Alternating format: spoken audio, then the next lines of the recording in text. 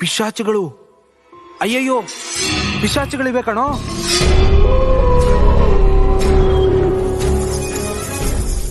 ದಕ್ಷಿಣ ಅಮೆರಿಕಾದ ವ್ಯಾಂಪೈರ್ ಬಾವಲಿಗೆ ಸಜೀವ ಪ್ರಾಣಿಗಳ ಬಿಸಿ ರಕ್ತವೇ ಪ್ರಧಾನ ಆಹಾರ.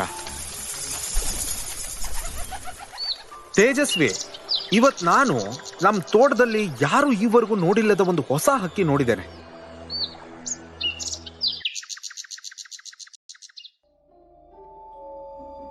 ಗೀರು ಗಾಯಗಳಿಗೆ ಬಿಸಿನೀರು ತಾಗಿದ ಕೂಡಲೇ ಮೈಗೆ ಬೆಂಕಿ ಬಿದ್ದಂತೆ ಉರಿ ಏಳುತ್ತವೆ. ಅಂಥ ಜಿಗ್ಗಿನ ಕಾಡು ಅದು.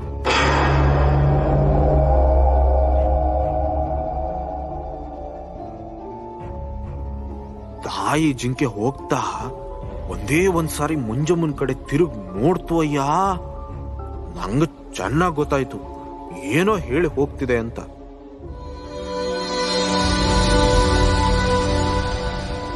ಜೀವಂತವಾದ ಆಮೆಗಳನ್ನೇ ತೆಗೆದು ಒಲೆಯ ಬೆಂಕಿಯೊಳಗೆ ಹಾಕಿ ಬಿಡುತ್ತಿದ್ದ.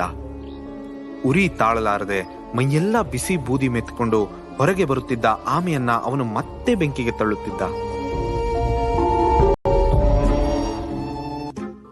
ಏನಾರ ಆಗ್ಲಿ ನಂಗೇನು, ಒಟ್ನಲ್ಲಿ ನನ್ನ ದಾರ ಇನ್ನೊಂದ್ಸಾರಿ ಮುಟ್ಟಿದ್ರೆ ಅದ್ ಸತ್ತು ಸುಣ್ಣ ಆಗ್ಬೇಕು. ದೆವ್ವ ಸತ್ತು ಪಿಶಾಚಿ ಆಗ್ತದೆ, ಪಿಶಾಚಿ ಸತ್ತು ರಣ ಆಗ್ತದೆ, ಮತ್ತೇನಾಗ್ತದೆ?